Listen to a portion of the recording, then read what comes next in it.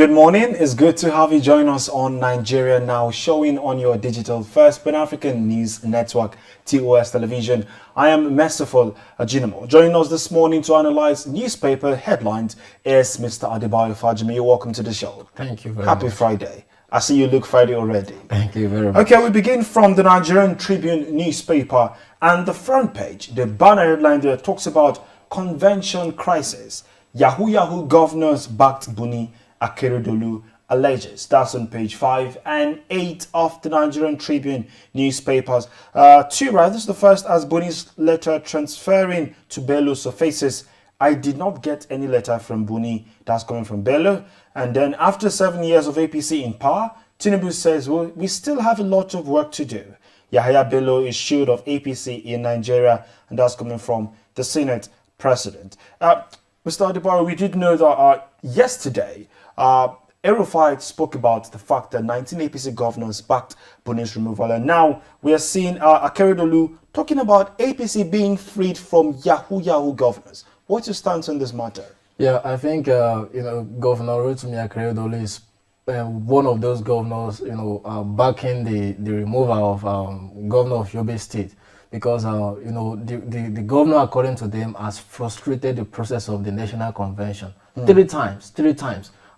Just some months to the general election, yet the party still do not have the National Working Committee. The leadership structure that will lead the party to the election next year. So I think it is out of frustration. And I read the statement, and I really I was dazed with what I saw in the statement, and that tells you that they are just tired of Mala Buni administration, in that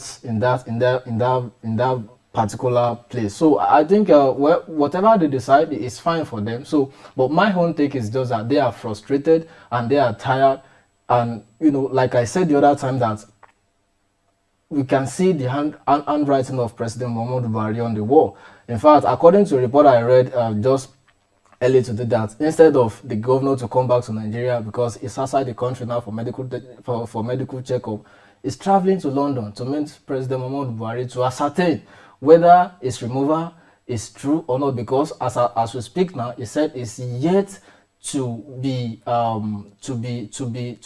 it's yet to clarify whether he has been truly removed or not. So there has been a lot of forward and back within the party. But I think with what we are seeing now, we can be rest assured that those governors are tired of his leadership and they just want him to go.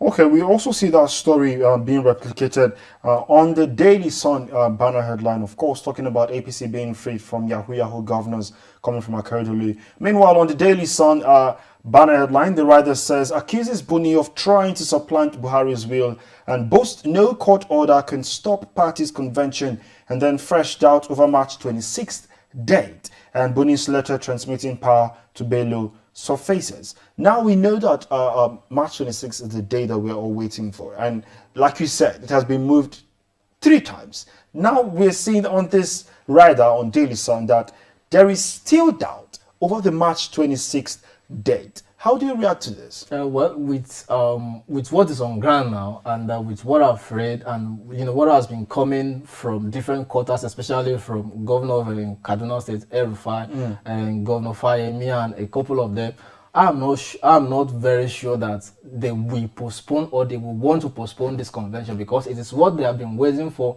And if you can see the body language of the current chairman of the party, the interim chairman, Governor of Niger State, Sonny Bello, with everything is putting into place now, with structure and the committee, everything is doing now. Making sure to work. Yes, I'm very sure this thing will work, because if they should dare postpone this convention again, it's going to spell a very bad thing for the party. Oh, I totally agree with you on that one. That was on page 6 of the Daily Sun newspaper. We go back to the Nigerian Tribune newspaper. We see passengers stranded as Ibadan-Lagos train runs out of diesel. That's on page 36. We did see these pictures, on the internet just yesterday, and people have been saying all manner of things. But very shortly, what do you take of this particular story? Well, it's normal. It's what a normal motorist used to face on the road, and it's just quite pathetic that if you're a motorist, if you are traveling by train, even by air, yeah, now, air passengers are complaining. Of course. So where are we going to? So it's very bad. Okay. Just underneath the pictures of the day, there we see NERTW suspends MC Olomo. That's on page 36 of the Nigerian Tribune newspaper. From the very top, Russia-Ukraine war taking toll on our business. NERTO. Major marketers cry out. They say diesel is unaffordable. And that's on page 6 of the Nigerian Tribune newspaper. Let's move over to, of course, the Daily Independent. But I see a story right here on the Nigerian Tribune from the very top. Ibadan Agog as new Olubadan receives staff of office today.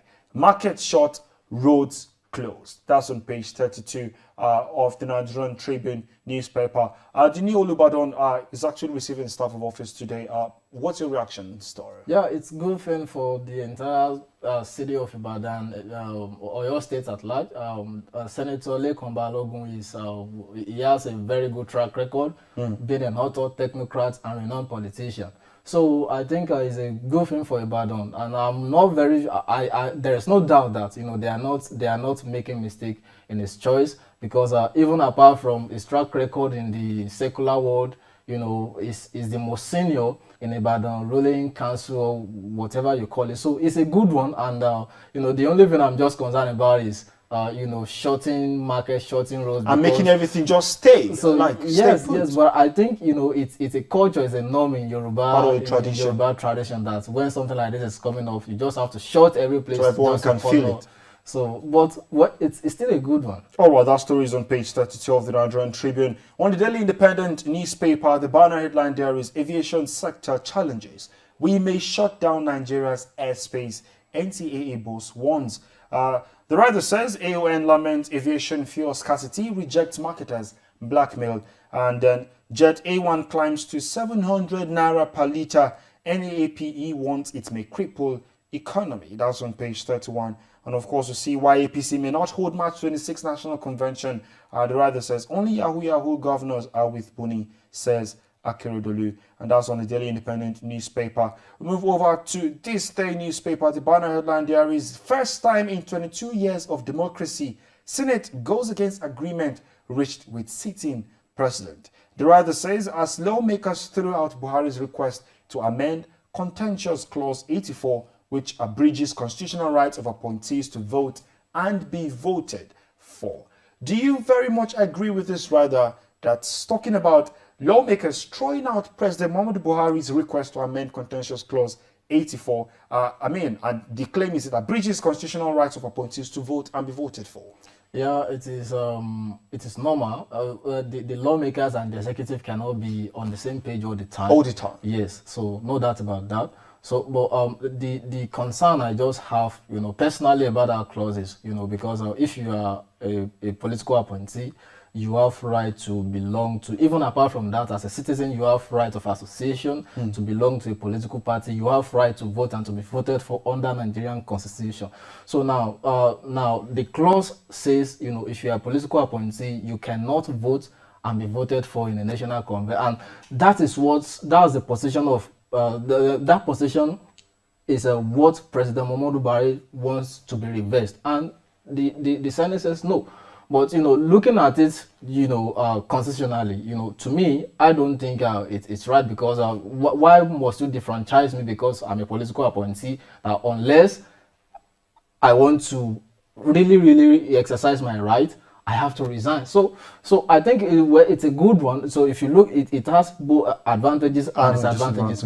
But looking at it, generally speaking, so it is not bad if the lawmakers, the legislators, and the executive, are not, it's fine. Okay. On the Nation, the banner headline there is Buni, Malami, Emefiele to confer with Buhari in UK. That's on the front page of the Nation newspaper. And the Punch, 208 court cases threatening APC convention, Buni fights back. 208 court cases threatening APC convention. Buni fights back. That story is on page 2 of the Punch newspaper. And don't forget, you can also stay updated on our website www.tostvnetwork.com on happenings and updates on these stories that we read out to you every day. And our social media platform is at TOS TV Network on Instagram, Facebook, and Twitter. Make sure that you stay engaged and follow us so you do not miss out on anything. Thank you so much, Mr. Adebar, for joining us today. Thank you very much. And thank you so much, viewers. Don't forget, we're coming away again next week.